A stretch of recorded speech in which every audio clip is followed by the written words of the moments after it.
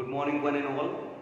Students, today I am here once again with your English Footprints Without Fit book, and today we will deal with the necklace.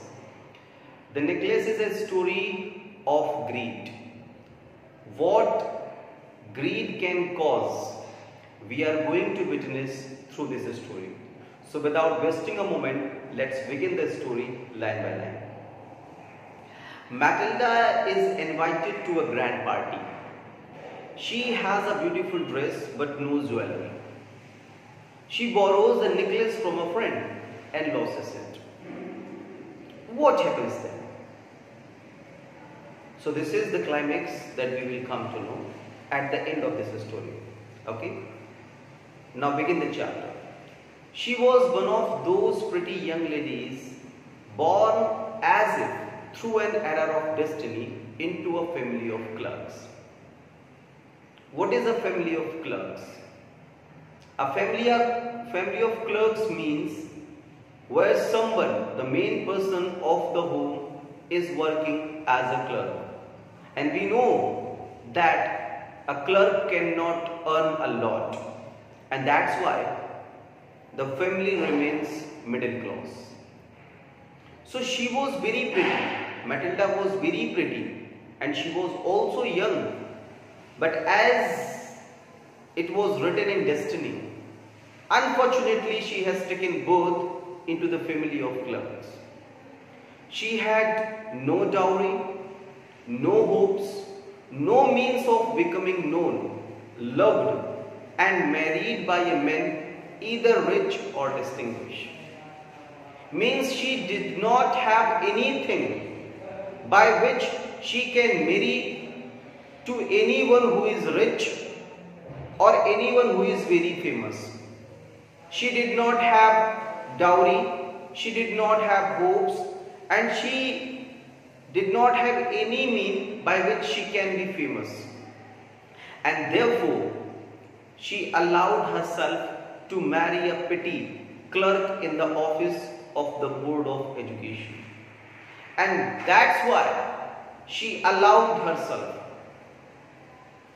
She allowed herself that she is going to have a clerk who is working in the Board of Education as her husband.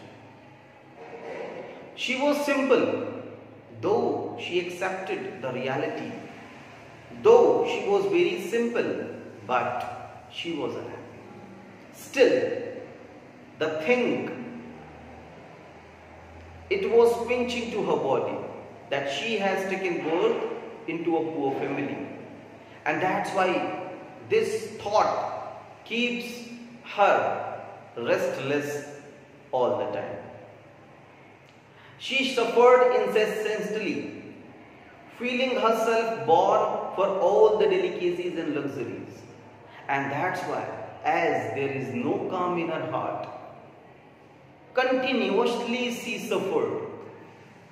She was feeling herself that I am born for all the delicacies, for all the luxuries. And that's why she was suffering. She suffered from the poverty of her apartment and shabby balls and the worn chairs. Apartment means home. She suffered from the poverty of her apartment as she belonged to a middle class family. That's why there was nothing. There was no facility, no materialistic facility. Even the things were very torn. Even all the things were in very bad condition.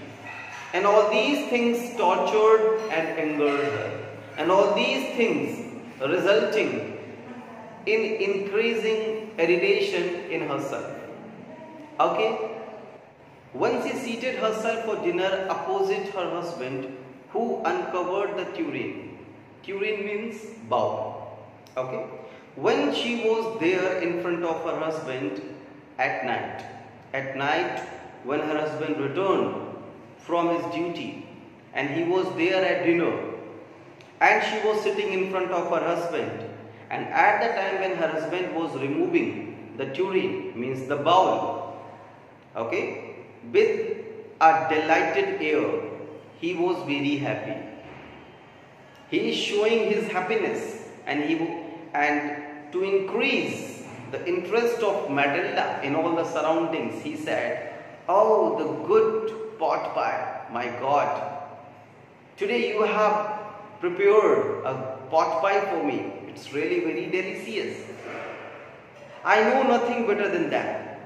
And this tastes really, really very delicious." She would think of elegant dinners of shining silver. She thought of the exquisite food served in marvelous dishes. She had neither frocks nor jewels, nothing. And she loved only those things. On the one hand, her husband was appreciating the food that was prepared by Matilda. On the other hand, there is something else that was going in the mind of Matilda, and that was the real cause of destruction. That was the real cause of distress. Okay? And what was the thing? At the time when her husband was enjoying the meal, was enjoying the dinner, same times Matilda was thinking about her fancies. In her imagination, she was thinking about elegant dinners that should be served in silver bowls, in silver utensils. She thought of the exquisite food served in marvelous dishes. But she had neither frocks nor jewels. Nothing. And she was thinking about these things only. She had a rich friend, a schoolmate at the convent. Now Matilda is reminding her past. When in the past she was a student and she was studying in a convent school, she had a rich friend who did not like to visit, who she did not like to visit. Though as she was rich, she was showing her supremacy over Matilda all the time, and that's why Matilda did not like her and she did not want to visit her. She suffered so much when she returned, as whenever she visited that particular girl, due to her behavior maybe, or due to anything else that was there, means all the things that are prevalent over there, all these things are causing a lot of destruction, a lot of distress in the mind of Matilda. And that's why when she returned, she wept a lot. She wept a lot. She wept for the whole day from despair and disappointment. It didn't last for 1 hour or 2 hours. It lasted for the entire day. Entire day, she used to weep. She used to cry. Now, next point. One evening, her husband returned elated, bearing in his hand a large envelope.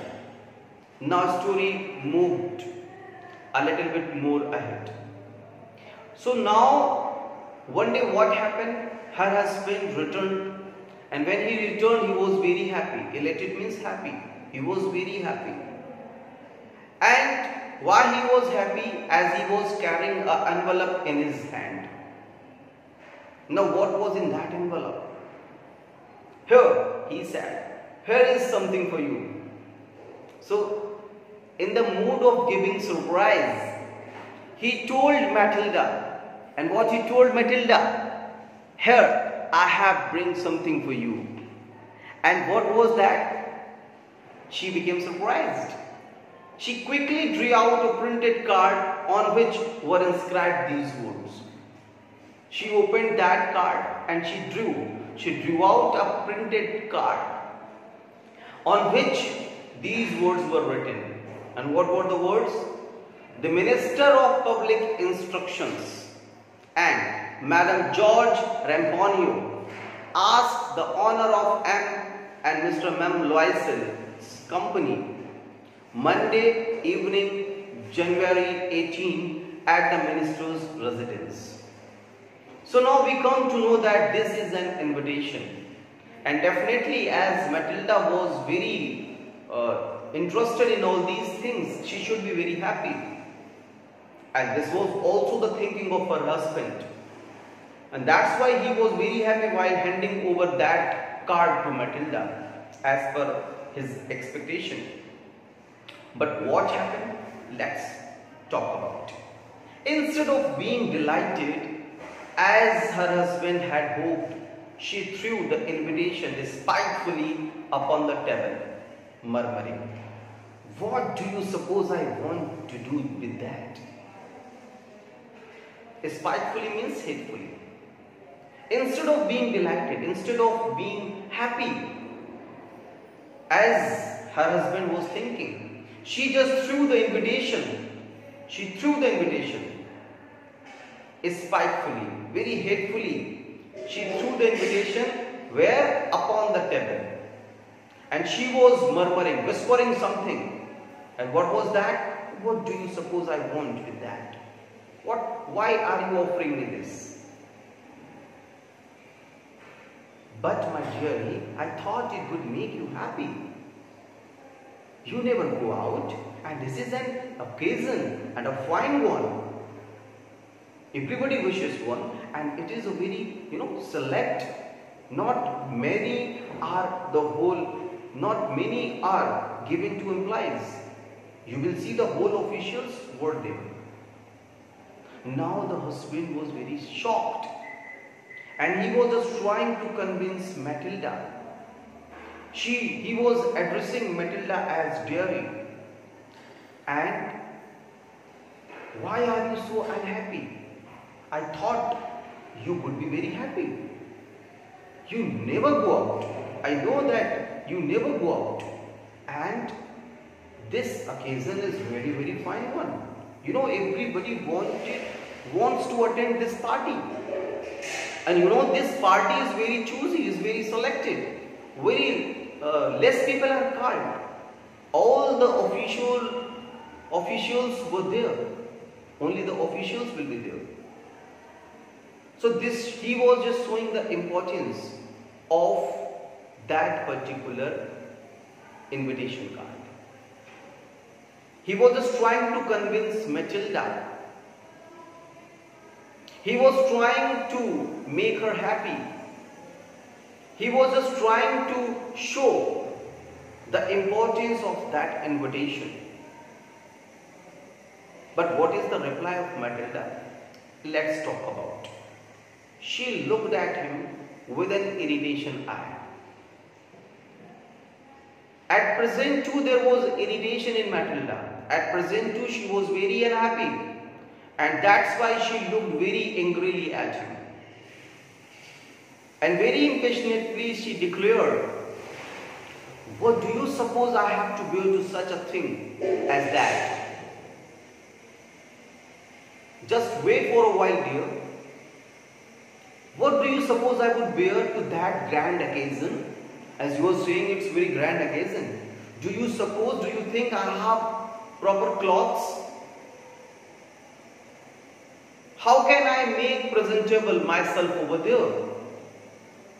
This is the real cause of my despair, my distress." He had not thought of that. The husband was totally unaware about this side. And he stammered. Stammered means fumbled. Fumbled means feeling problem in speaking. When you are not able to speak properly, it is called stammering. Like this. So he had not thought of that. He stumbled. He was shocked. Why? Now there is an idea that occurred in his mind. Why? The dress you wear when we go to the theater, it seems very pretty to you and also to me.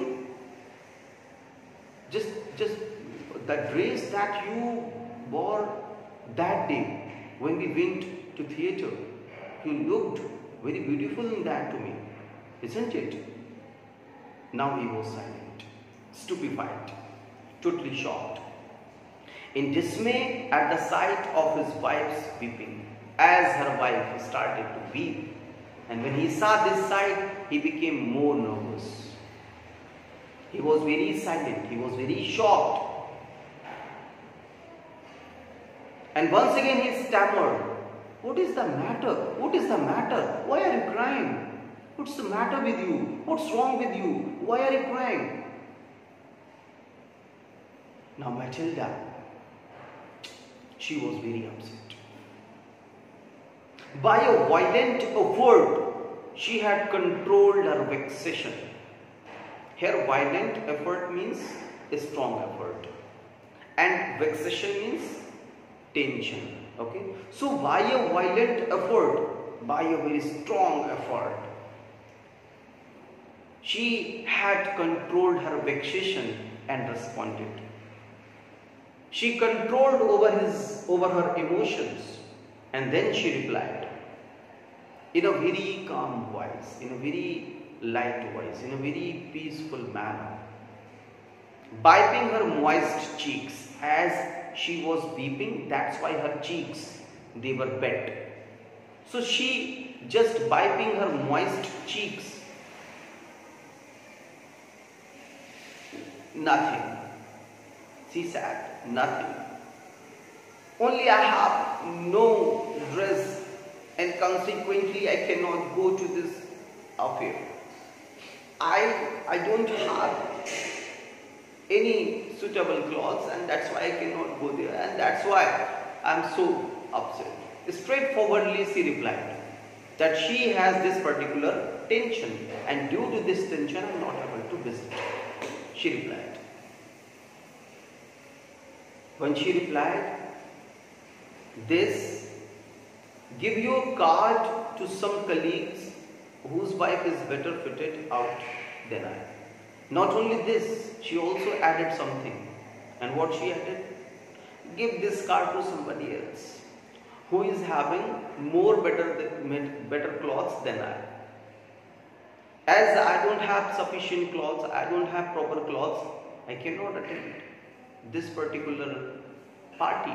So it will be better those who are having proper clothes, they should enjoy the party. By saying this, she requested her husband to give that card to somebody else. He was grieved. Just think how about the feeling of the husband. The husband was very much grieved. He was very shocked. He was very upset. Even then he answered. But he answered, "Let us see, Matilda, let us see. Just a minute. Wait. Let me think. Okay, let me think. I'm doing something. Okay, just tell me, how much would a suitable costume cost? Something that would serve for other occasions, something very simple. Okay, just a minute, give me some time, I'm doing something." With this feeling, he asked Matilda, "In your point of view, what can be the cost of a dress that can serve multi-purposes, that can be put on to this particular event, and in future also you can use that particular dress?" He asked. So when he asked this statement, this is a sigh of relief from Matilda's point of view. Now she became a little bit consoled, and she said, she reflected for some seconds, thinking of a sum that she could ask for without bringing with it an immediate refusal. Now Matilda knew very well the economic status of the family, and that's why she took some time in thinking. She reflected, means she thought for a second, and she was thinking what can be the proper sum that can be told to her husband so that he may not refused that. The amount should be good one, and the amount should not be more than he can spend. So this mentality, this feeling, this idea was going on in the mind of Matilda. And a frightened exclamation from her economical clerk, as her husband is having a very low budget. So that's why she was thinking all these things. And finally she said in a hesitating voice, I cannot tell exactly, but it seems to me that 400 francs ought to cover it. Francs is basically currency. Is the currency, like in India we are having rupees, there it is francs. So she thought a lot, and then after she replied, I cannot tell exactly, I cannot tell what would be the suitable cost, but I think 400 francs would be more than enough, would be enough in fulfilling my desire. So just as Matilda uttered these words, it gave a shock to her husband. He turned a little pale.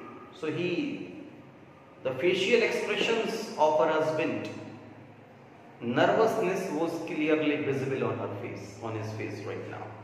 After listening the price, after listening the demand of her wife, his wife,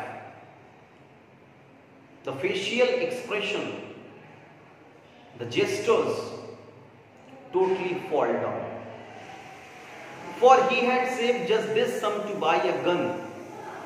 Though he was having money, but he had saved only this sum, means 400 francs. This sum for what purpose? To buy a gun. And why he had saved, why he just wanted to buy a gun? Because he might be able to join some hunting parties the next summer with some friends who went to shoot larks on Sunday. Larks are a species of bird. So his friends, they used to go for hunting, and they actually are addicted of hunting larks, and that's why her husband was very much upset. Nevertheless, he answered very well. Even then he answered, it's okay, it's okay. I will give you 400 francs, but try to have a pretty dress. Okay, I will offer you, I will give you, I will provide you 400 francs, but the dress that you purchase, it should fulfill all your requirements. It should not be only for this particular purpose. That dress should be according to the multi-purpose that you can use on some other events also. With this idea, he tried to console his wife. So students, this is the part 1 of this chapter. Very soon I will come back again with the second part of the same chapter. Till then, stay tuned with the web. Stay connected.